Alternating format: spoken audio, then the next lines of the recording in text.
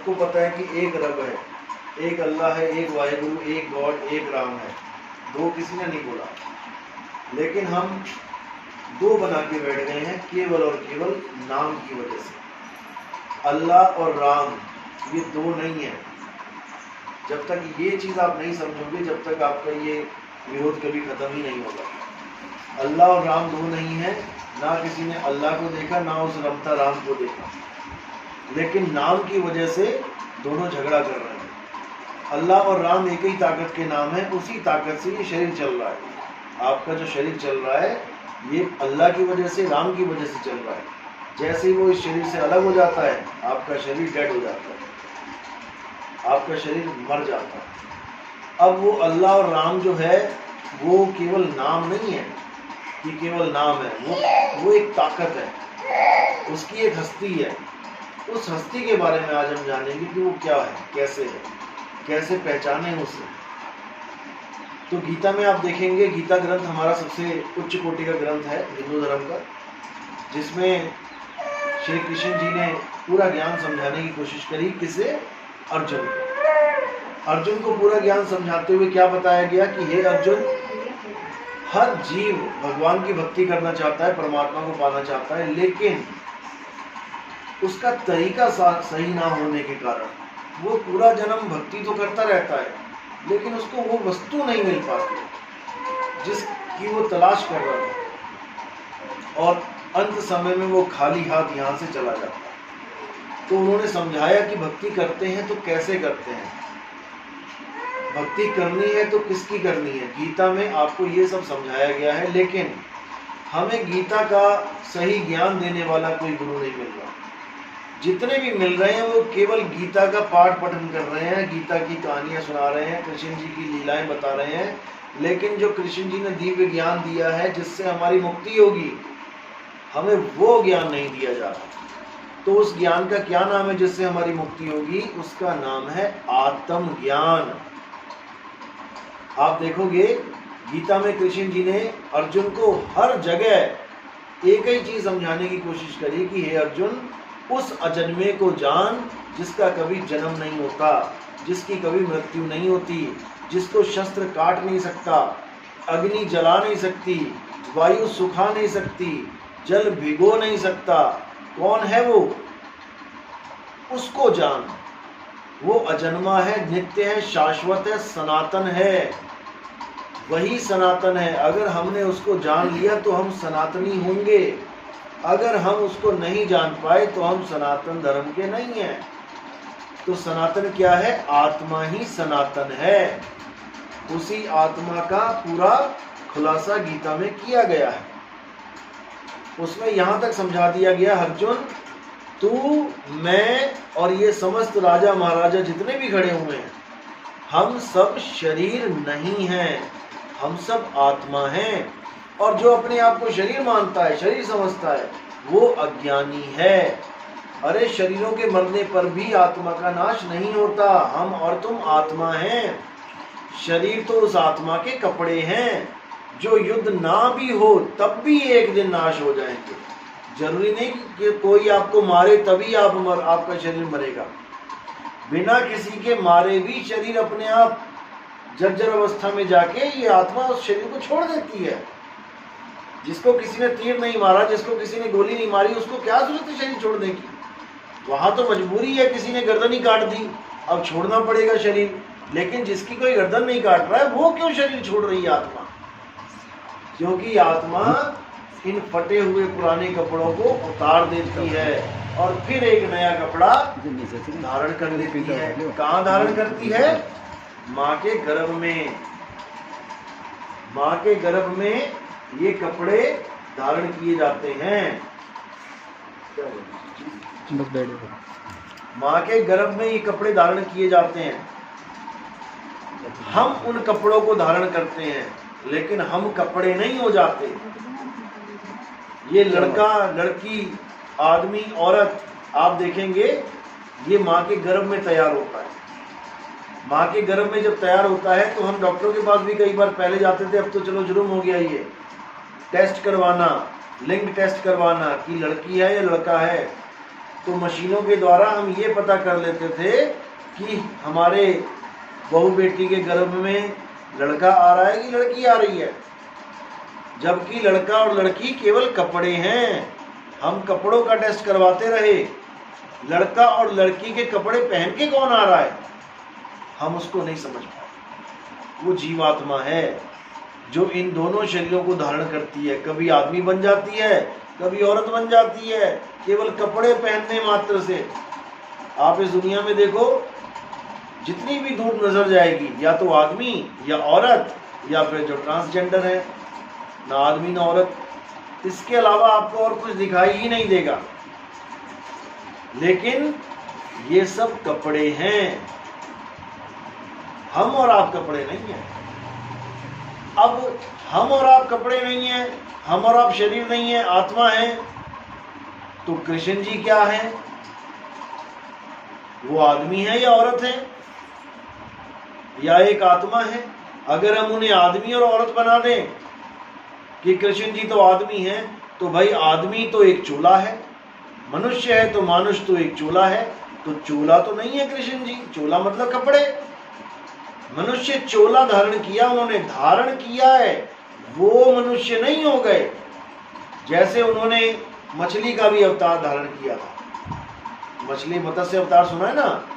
पहला अवतार कौन सा है? विष्णु जी का, मछली का अवतार। तब उन्होंने मछली का चोला धारण किया। अब कोई कहे कि नहीं विष्णु जी मछली ही थे, अरे भाई मछली नहीं थे, क्योंकि अगला उन्होंने फिर कछुए का धारण कर लिया, कछुए का अवतार लिया। जब समुद्र मंथन चल रहा था, तब जो कछुआ था जिसके ऊपर वो शिला रखी गई थी, वो विष्णु जी का ही अवतार था। अब कोई कहे विष्णु जी तो कछुआ हैं, तो वो कछुआ भी नहीं है, क्योंकि कछुआ तो एक शरीर है, कुछ देर के लिए धारण किया, उतार देंगे। उतारने के बाद जो बचा वो क्या है? वो है असली स्वरूप विष्णु जी का। फिर कछुए का शरीर छोड़ के जंगली सुअर का शरीर धारण कर लिया। जब पृथ्वी को जमीन से पानी से लेके आ रहे थे बाहर, देखा ना चित्र जंगली सुअर का, यहाँ दांतों में पृथ्वी फंसा रखी है। अब कोई कहे नहीं जंगली सुअर ही है विष्णु जी, तो भाई वो जंगली सुअर भी नहीं है। जंगली सुअर का, वराह का तो एक शरीर धारण किया उन्होंने, वो भी उतार दिया। उसके बाद नरसिंह अवतार ले लिया, आधा आदमी आधा जानवर। अब कोई कहे कि यही विष्णु जी है, तो ये भी विष्णु जी नहीं है। तो ऐसे करते करते सारे शरीरों को धारण करके छोड़ के, धारण करके छोड़ के एक इंसान का भी शरीर पकड़ लिया। राम जी, कृष्ण जी, बुद्ध जी, वामन अवतार, परशुराम, ये सब मनुष्य चोले वाले अवतार हैं। लेकिन वो मनुष्य नहीं हो गए, मनुष्य तो एक चोला है। ऐसे ही विष्णु जी ने एक ही बार में दो अवतार धारण किए, एक नर का एक नारी का। जब अमृत कुंड निकला समुद्र में से और राक्षस उसके पीछे पड़ गए अमृत पीने के लिए, तो वहां पे कौन सा रूप धारण किया उन्होंने? एक अप्सरा का, एक औरत का रूप धारण कर लिया। अब कोई कहे कि विष्णु जी तो औरत हैं, जैसे आप पूरे विश्वास के साथ कहते हो कि विष्णु जी तो आदमी हैं, कृष्ण जी तो आदमी हैं, राम जी तो आदमी हैं, वहां क्यों नहीं बोल पा रहे हो कि विष्णु जी औरत हैं? भस्मासुर को मारा, भस्मासुर को मारा, कौन था भस्मासुर? जो शंकर जी के पीछे भागा राक्षस, उनको मारने के लिए कि सिर पे हाथ रख दूंगा शंकर जी भस्म हो जाएंगे। शंकर जी आगे आगे भागे, भस्मासुर पीछे पीछे भागा। अब शंकर जी के आगे, शंकर जी के पास कोई चारा नहीं था, क्या किया जाए, क्योंकि खुद ही श्राप वो दे रखा है, वरदान। अब उन्होंने किसको बुलाया? विष्णु जी को। अब विष्णु जी को चाहिए था कि वो अपने असली स्वरूप में आते। भाई जब युद्ध होता है तो अपने असली स्वरूप में होता है ना। लेकिन उनको पता है कि अगर मैं अपने स्वरूप में चला गया, यानी आदमी के स्वरूप में चला गया, तो जैसे ये शंकर जी को दौड़ा रखा है, मुझे भी दौड़ा लेगा, क्योंकि वरदान है उसके पास। अब वहां पर क्या किया? नारी का रूप धारण कर लिया, अप्सरा का। अब लगा नचाने उनको कि जैसे मैं नाचूं वैसे तू नाच। नाचते नाचते नाचते उसने अपने ही सिर पे हाथ रख लिया, अप्सरा ने, उधर भस्मासुर ने भी अपने सिर पे हाथ रख लिया और भस्म हो गया। अब यहां पर कोई कहे कि नहीं, विष्णु जी तो औरत हैं लेकिन आदमी का रूप धारण करके बैठे हैं शेषनाग पे, अगर कोई ये बात बोले हजम नहीं होगी किसी को हजम नहीं होगी कि विष्णु जी तो एक औरत हैं लेकिन आदमी का रूप तो धारण करके बैठे हुए हैं वो शेषनाग पे, असली रूप तो औरत का है, तब किसी के हजम नहीं होगी ये बात। लेकिन अगर ये बात कह दो कि विष्णु जी आदमी हैं और औरत का रूप धारण करके वो लीला करते हैं, तो सबको हजम हो जाएगी। अरे भाई, आदमी और औरत दोनों ही रूप उसके नहीं हैं, दोनों चोले हैं। आदमी भी एक रूप चोले का है, औरत भी एक रूप चोले का है। जितने भी रूप हैं ये सब चोला हैं। विष्णु जी, कृष्ण जी, राम जी चोला नहीं है। अगर ये चोला है, राम जी चोला है, शरीर है, तो सरयू नदी में उनके शरीर का नाश हो गया। फिर तो कह दो राम जी भी मर गए। राम जी नहीं मर सकते, राम जी ही नहीं, तुम भी नहीं मर सकते, तुम भी अमर हो। लेकिन अपने आप को, अपने जीवन को तुम एक बाउंडेशन में बांध के बैठ गए हो कि ये मैं हूं, जब तक ये चल रहा है शरीर मैं जीवित हूं, शरीर खत्म हो गया मैं मर गया। यही अज्ञान है। जब तक तुम अपने आप को शरीर मानोगे तब तक तुम्हारी मुक्ति नहीं होने वाली। चाहे बड़े से बड़े मंदिर में जाके पूजा कर लेना, लाखों रुपया सारे जीवन का कमाया एक एक पैसा चढ़ा देना भगवान के चरणों में, तुम्हारी मुक्ति नहीं होने वाली। क्यों नहीं होने वाली? क्योंकि जिससे मुक्ति चाहिए तुम उसी को अपना स्वरूप मान बैठे हो। मुक्ति किससे चाहिए? इस काया से मुक्ति चाहिए। शरीरों से मुक्ति को ही, मुक्त हो जाने को ही मुक्ति कहते हैं। तो शरीर से जब मेरी मुक्ति हो जाएगी, मैं दोबारा धारण नहीं करूंगा चोला, तो किस स्वरूप में रहूंगा? जब तक ये समझ में नहीं आया, आपका कोई फायदा नहीं किसी देवी देवता भगवान की पूजा करने का, क्योंकि आप उसके कपड़ों की पूजा करते रहे। आपने जाना ही नहीं कि मेरा राम, मेरी सीता एक आत्मा है, शरीर नहीं है, शरीर नहीं है, इंद्रियां नहीं है, आंख, कान, नाक, मुंह, हाथ, पैर, ये तो शरीर है। इन शरीरों को धारण किसने किया है? वो है आत्मा। इसीलिए कबीर साहब ने बोला, आत्म ज्ञान बिना नर भटके, कभी काबा कभी काशी। मुसलमान भटक रहे हैं कहां? काबा में परमात्मा को ढूंढने जा रहे हैं, अल्लाह को ढूंढने जा रहे हैं। और हिंदू कहां भटक रहे हैं? काशी में, भगवान को काशी में ढूंढने जा रहे हैं, तीर्थों में जा रहे हैं ढूंढने। और भगवान कहां है? जब हनुमान जी और राम जी का बिछोड़ा होने लगा, राम जी और सीता जी सब जाने लगे, तो विभीषण को जब राज दे दिया तो विभीषण ने पूछा, भाई हनुमान जी आप तो अमर हो, कहते ना हनुमान जी अमर हैं, उनकी अभी भी मृत्यु, अभी भी कहीं छुपे हुए हैं वो, हाँ जी, सामने नहीं आ रहे। तो वो कहते आप तो अमर हो, आप अब कैसे दर्शन करोगे राम जी के, सीता जी के? वो तो आपको छोड़ के जा रहे हैं। तो हनुमान जी ने कहा ये मुझे छोड़ के जा ही नहीं सकते, क्योंकि वो तो शरीर छोड़ के जा रहा है, वो थोड़ी नहीं छोड़ के जा रहे हैं। तो उन्होंने क्या रूप दिखाया, कहां दिखाया? अपनी छाती फाड़ के दिखा दी कि राम जी और सीता जी मेरे अंदर बसते हैं, मुझे छोड़ के कहां जाएंगे वो। यही वो संकेत है जो आपको समझाने की कोशिश की गई थी कि परमात्मा भगवान कहाँ है? मंदिर में है। मंदिर यानी मन के अंदर। लेकिन हम कहाँ ढूंढने लगे? हम बाहर के मंदिरों में ढूंढने लगे। हमने बाहर मंदिर बनाए तो कोई आया और उसने मंदिर को मस्जिद बना दिया। उस मंदिर को मस्जिद बनाया जा सकता है ऊपर का गुंबद हटा के, इस मंदिर को कौन मस्जिद बनाएगा? इसको कोई नहीं बना सकता। तो इसको जानना है जहां पर वो रहते हैं। तो कबीर साहब ने क्या बताया कि परमात्मा कहां रहता है? परमात्मा रहता है आपकी आत्मा में। जब लगना चीनोगे आत्म, तब लगना मिली है परमात्म। आत्म चीने परमात्म चीने, संत कहावे सोए, यह भेद काया से बाहर, बूझे बिरला को।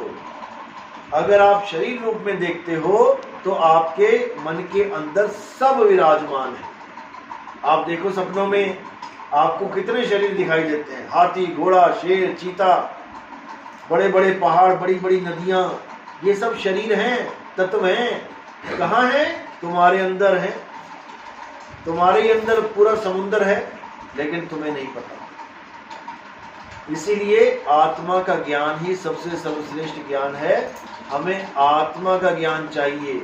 अगर हम कृष्ण जी की, राम जी की पूजा करना चाहते हैं तो हमें पहले कृष्ण जी और राम जी को जानना पड़ेगा।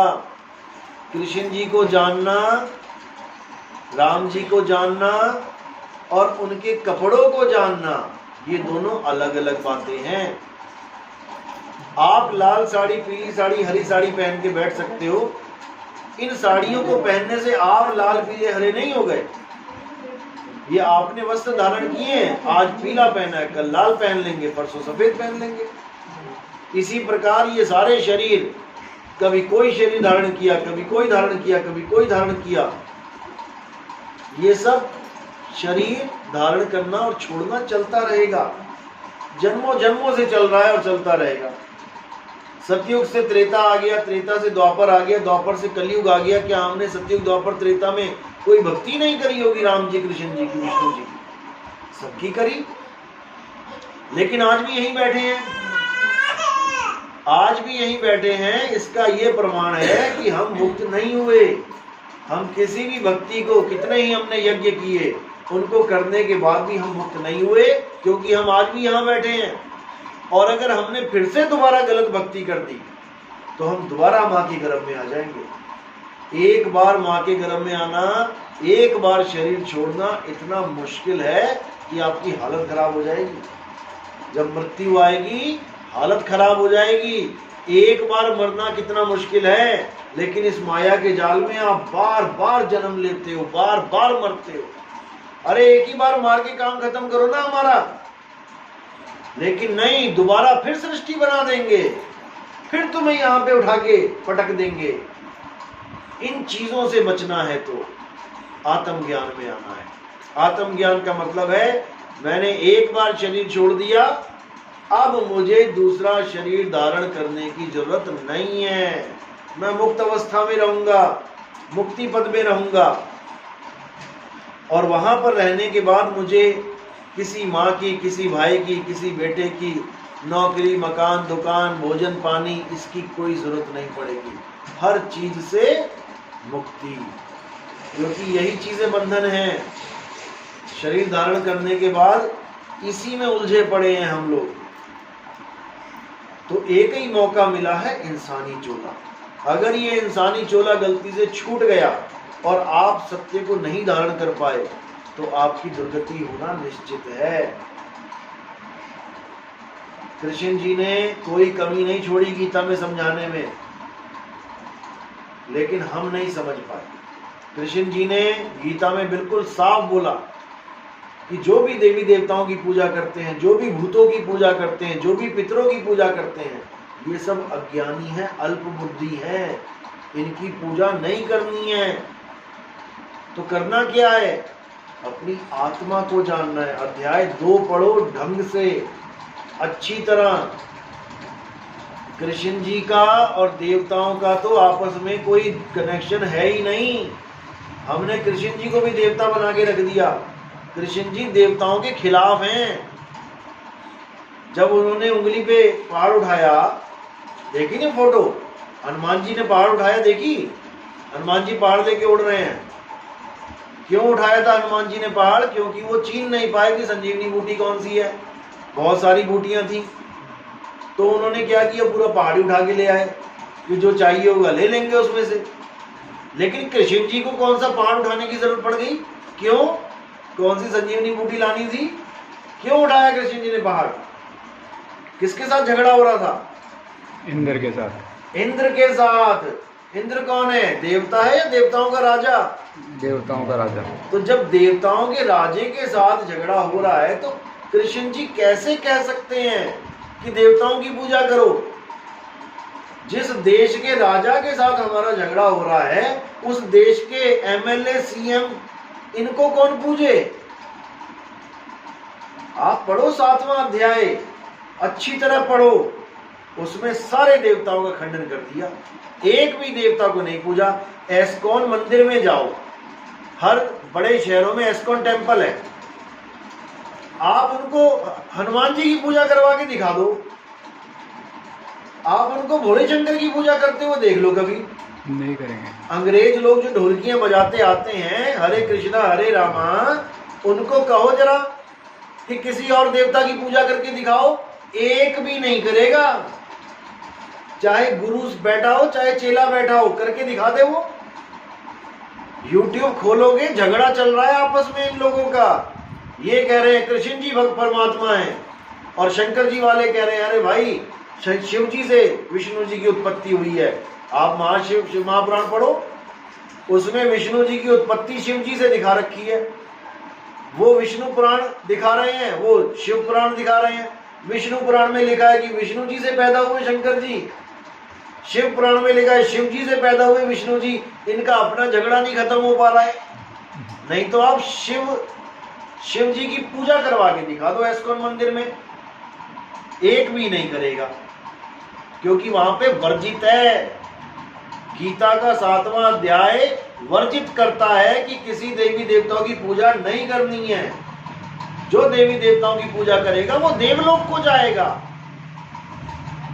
और जो भूतों की, पितरों की पूजा करेगा वो पितरलोक में जाएगा। यानी तुमने जाना तो था अपने पिताजी के घर, और तुम चले गए पड़ोसियों के घर। पिता कभी नहीं मिलने वाला, लेकिन हमें कोई ये बताने वाला है ही नहीं। सबको बस इतना पता है कि मंदिर में घंटियां बजवाओ, प्रोग्राम करो और चंदा चढ़वाओ, पैसा चढ़वाओ और जाओ। अब तुम राम की पूजा करो, श्याम की पूजा करो, हनुमान जी की करो, तुम गोरखनाथ की करो, तुम किसी की भी करो, तुम जानो, तुम्हारा काम जाने। ये सब चल रहा है। सत्य बताने के लिए कोई आगे नहीं आ रहा है। लेकिन अगर हम खोजी हो जाएं, हम खोज करें, तो हम सत्य से दूर नहीं रह पाएंगे। इसीलिए कबीर साहब ने खोजी की महिमा गाई है। खोजी होए तुरंत मिल जाऊं, एक पल की तलाश में, कहे कबीर सुनो भाई साधो, मैं तो हूं विश्वास में। हमें एक परमात्मा की पूजा करनी चाहिए, और वो एक परमात्मा कहीं बाहर नहीं है। सब घट मेरा साइया, सुनी सेज न कोई, बलिहारी व घट की, जिस घट प्रगट होए। इस दुनिया में अगर 1 करोड़ पंखे चल रहे हैं तो करंट किसके पास है? 1 करोड़ के पास है, तभी तो चल रहे हैं। जितने भी लोग चल रहे हैं, जितने भी, सबके पास परमात्मा है, लेकिन अपना परमात्मा पता नहीं, और पड़ोसी की पूजा करने जा रहे हो। अपने परमात्मा को जानो। कौन है जिसकी वजह से तुम्हारी ये काया चल रही है? आत्मा की वजह से। आत्मा ना हो तुम्हारी एक उंगली ना हिले। तुम अपनी माँ को माँ कह रहे हो, अपने पति को पति कह रहे हो, अपने बच्चों से प्यार कर रहे हो, केवल आत्मा की वजह से। तुम्हारे बच्चे में आत्मा ना हो ना, तो रख के दिखाओ जरा, साल 2 साल 3 साल, कितनी प्यारी माँ क्यों ना हो, रख के दिखाओ जरा। जब सड़ने लग जाएगी तो खुद ही कहोगे अरे ले जा इसको। तो किससे प्यार किया? आत्मा से कि शरीर से? शरीर। आत्मा से। शरीर से प्यार किया होता तो कौन भूखे जाके? कौन भूखे अपनी माँ को जाके? लेकिन गलती से आत्मा को शरीर मान बैठे, गलती से अपनी माँ को शरीर मान बैठे हो, गलती से अपने पापा को शरीर मान बैठे हो, गलती से अपने बच्चों को शरीर मान बैठे हो। ये तुम्हारी गलती है, इस गलती को सुधारना है। और कहते भी हो, किसी की माँ मर गई, गले लग के रोगे और फिर कहोगे मेरी माँ मुझे छोड़ के चली गई। चली कहाँ गई? ये लेटी तो है, क्योंकि माँ आत्मा थी इसलिए चली गई, शरीर थोड़ी नहीं थी। अगर शरीर माँ है तो क्यों रो रहे हो? शरीर तो पड़ा ही है। मेन मुद्दा आत्मा है। आत्मा नहीं तो कुछ भी नहीं। देवी भागवत पढ़ो, उसमें लिखा है माता जो दुर्गा हैं, प्रकृति यानी तत्व होने की वजह से वो औरत दिखाई देती हैं। नहीं तो माँ दुर्गा ना औरत है, ना आदमी, ना नपुंसक। अब बताओ, ये श्रीमद् देवी भागवत का ज्ञान बता रहा हूं मैं। जो सारे उसको मैया मैया कर रहे हो, वो कह रही मैं मैया भी नहीं हूं, तुम मुझे जान ही नहीं सकते। तुम कब जानोगे?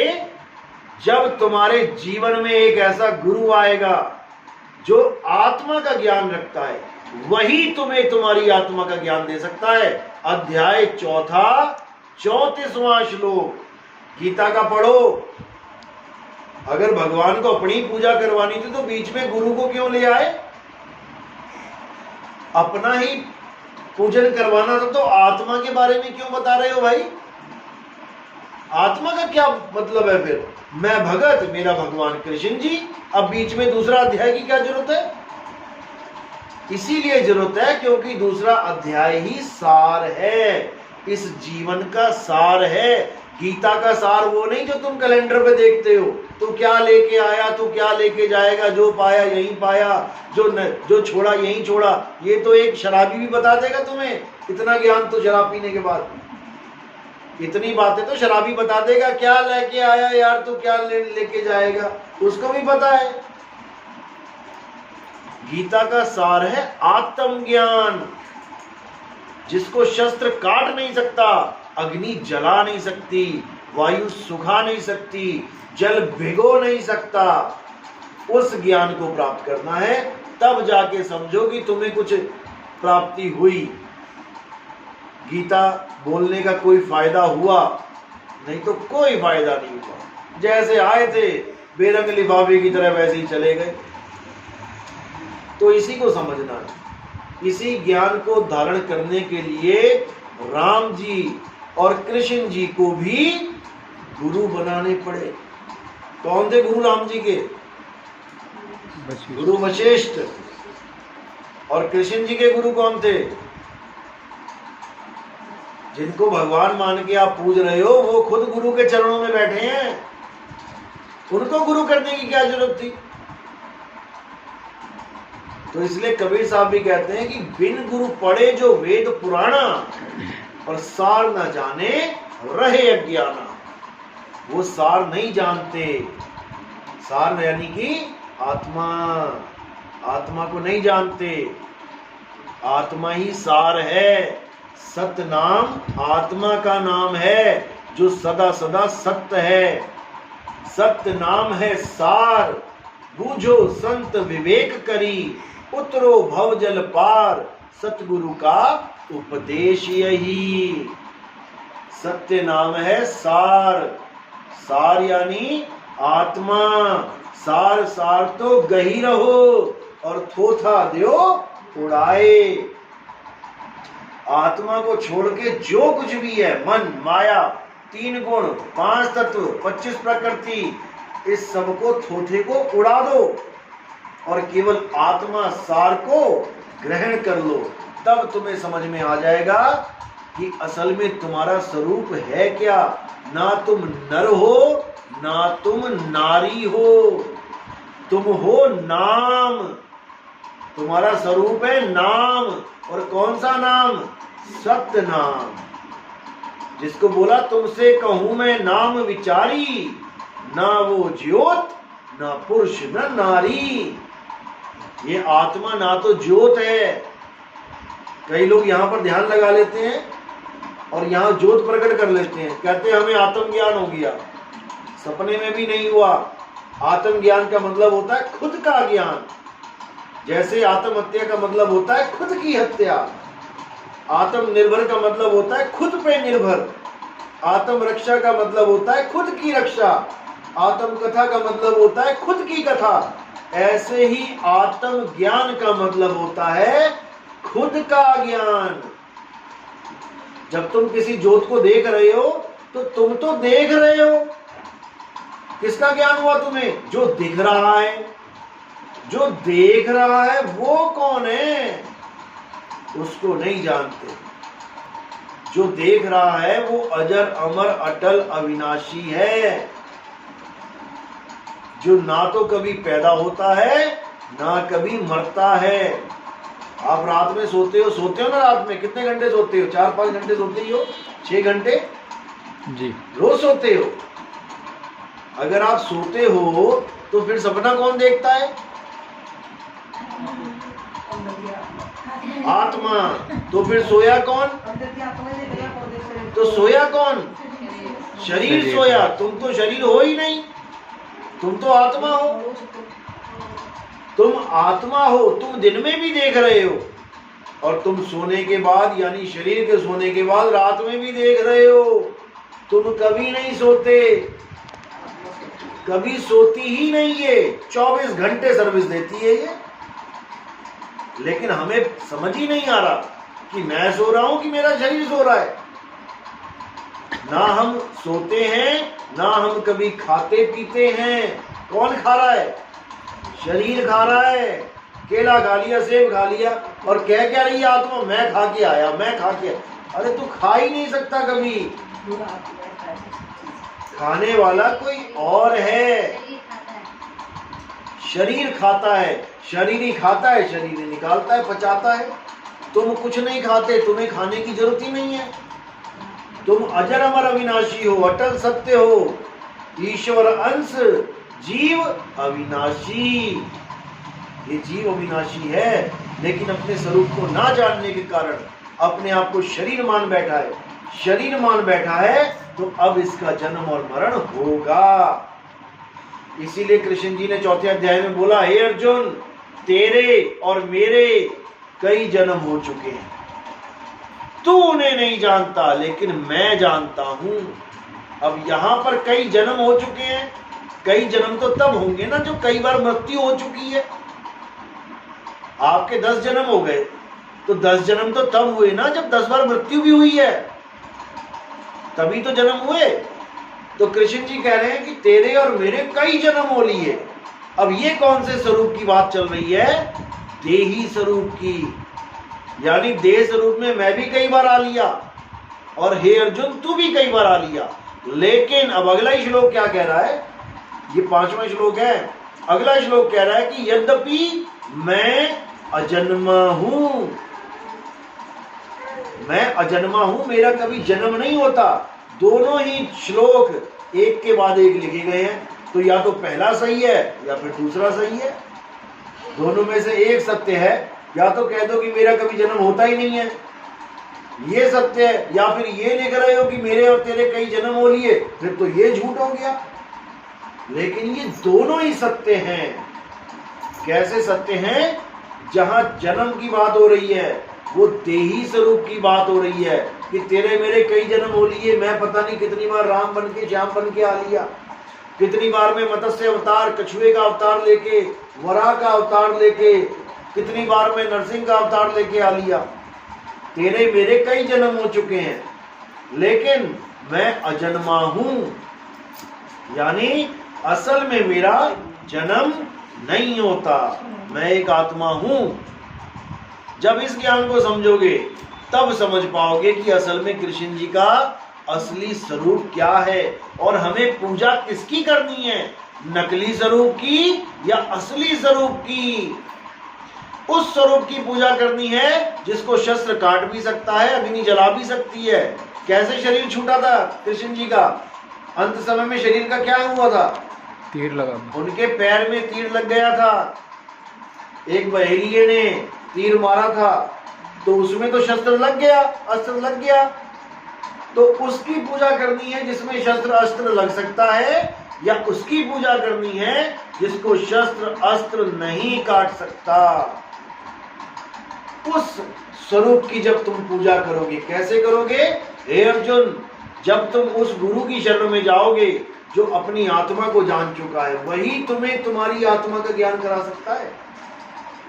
जब तुम्हें अपनी आत्मा का ज्ञान हो जाएगा तब तुम्हें समझ में आ जाएगा कि कृष्ण जी का स्वरूप क्या है, राम जी का स्वरूप क्या है, जी का स्वरूप क्या है, हनुमान जी का स्वरूप क्या है।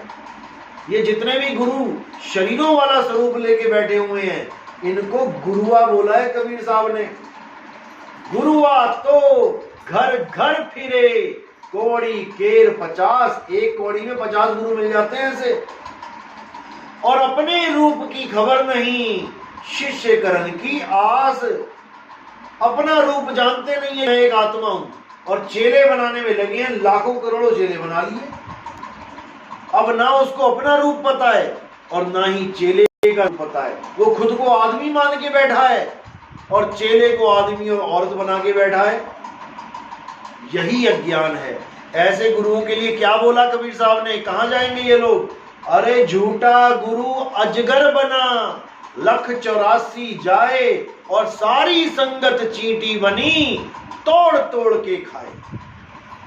तोड़ तोड़ के खाएंगे उस गुरु को। क्यों? क्योंकि उसने इन जीवों का अनमोल जीवन बर्बाद कर दिया। देना था आत्मज्ञान और पकड़ा दिया देही ज्ञान। देना था कृष्ण जी के आत्म स्वरूप का ज्ञान। हे अर्जुन, जो मुझे मनुष्य करके जानता है वो यथार्थ में मुझे नहीं जानता। जो मेरे अविनाशी स्वरूप को जानता है वही यथार्थ में मुझे जानता है। और जो जैसी साधना करेगा, अंत समय में जैसी जिसकी मति होगी वैसी उसकी गति हो जाएगी। जो शरीरों की पूजा करेगा वो शरीरों को ही प्राप्त करेगा, और जो आत्मा में लीन रहेगा वो आत्मगति को प्राप्त करेगा। तीसरा अध्याय 17वां श्लोक। हे अर्जुन, जो अपनी आत्मा में संतुष्ट रहते हैं, जो अपनी आत्मा में निपुण हो जाते हैं, रमण करते हैं, उन्हें किसी अन्य पर निर्भर रहने की कोई जरूरत नहीं होती रहती। वो किसी और अधीन नहीं रहते और उन पर कोई धार्मिक कर्म कर्तव्य लागू ही नहीं होता। उनको किसी मंदिर जाने की जरूरत नहीं, उनको कहीं तीर्थ पूजा करने की जरूरत नहीं, कहीं घंटियां बजाने की जरूरत नहीं, कुछ करने की जरूरत नहीं।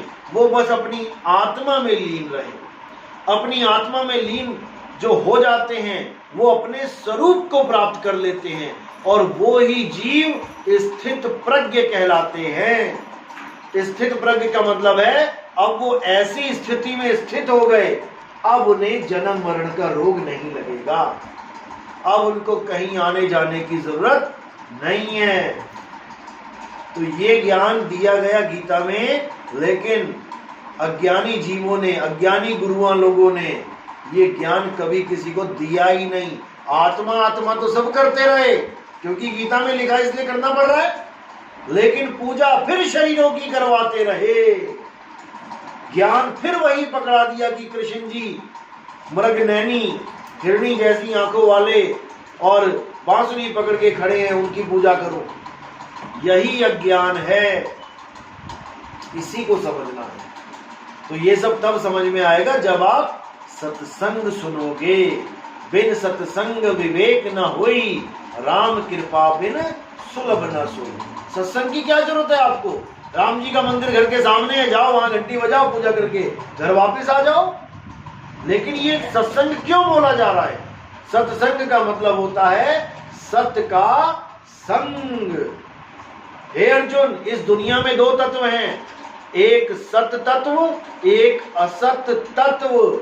असत तत्व तो ये सारे शरीर हैं।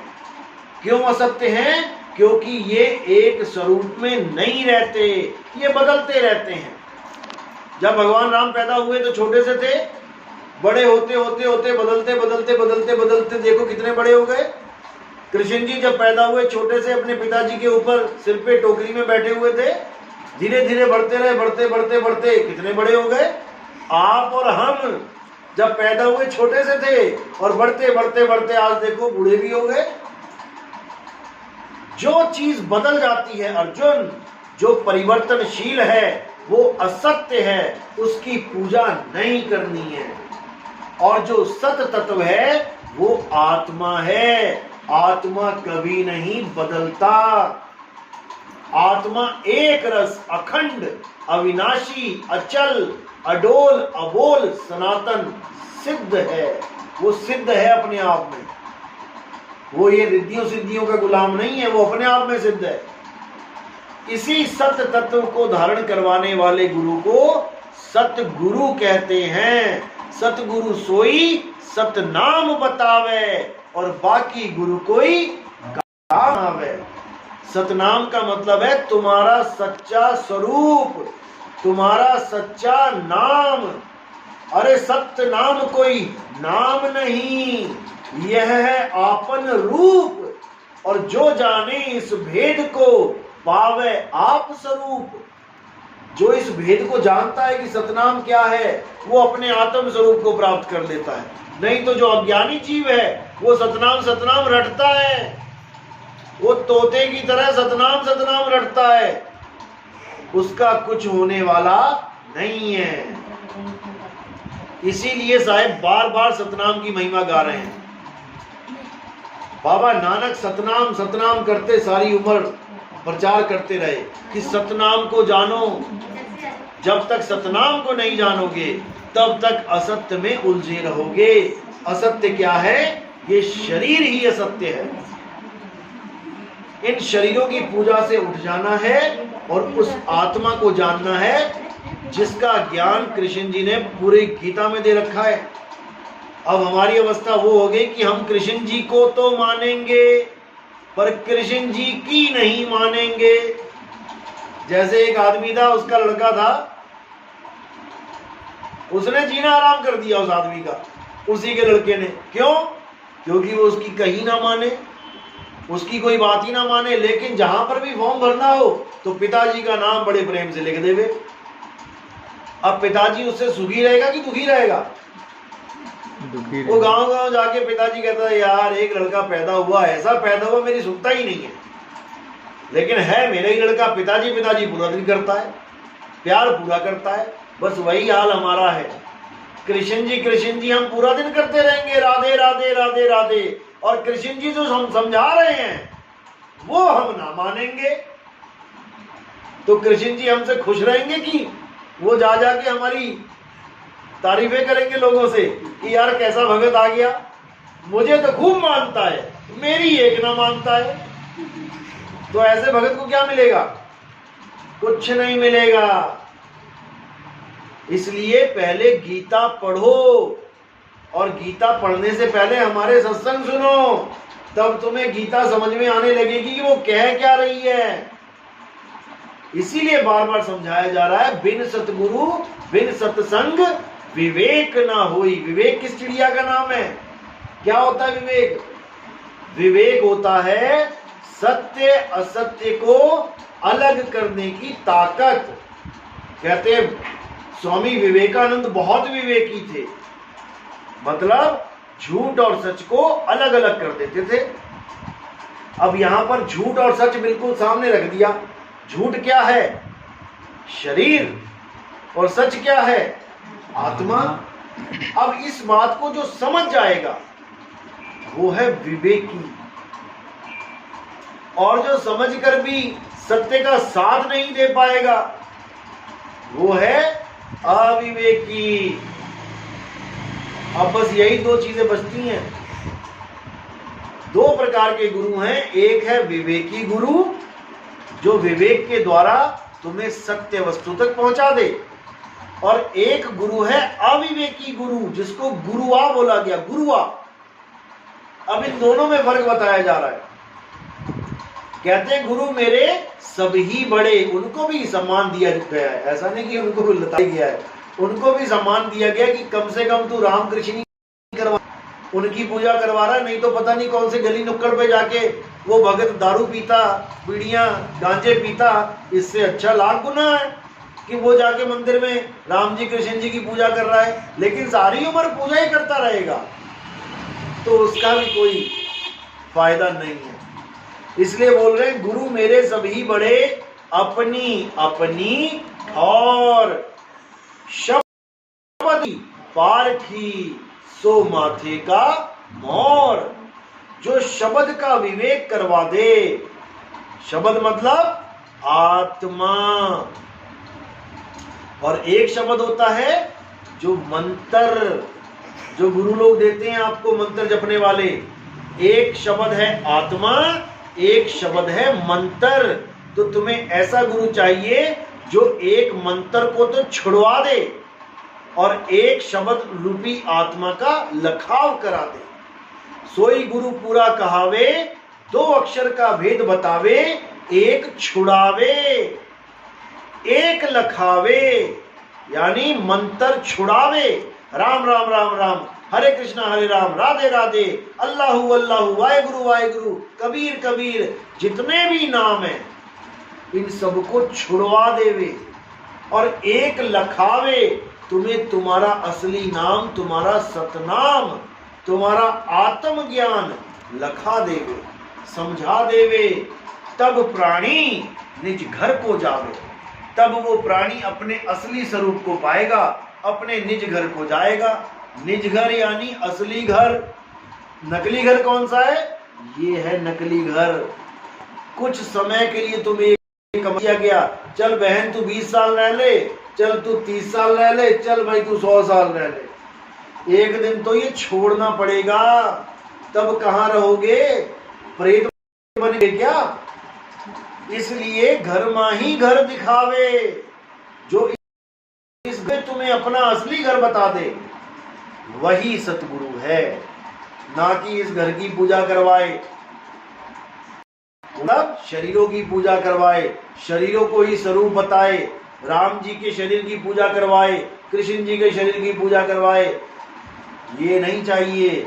आत्मा का ज्ञान देवे। राम जी क्या है? शरीर है कि आत्मा? आत्मा है, तभी तो वो अविनाशी होंगे।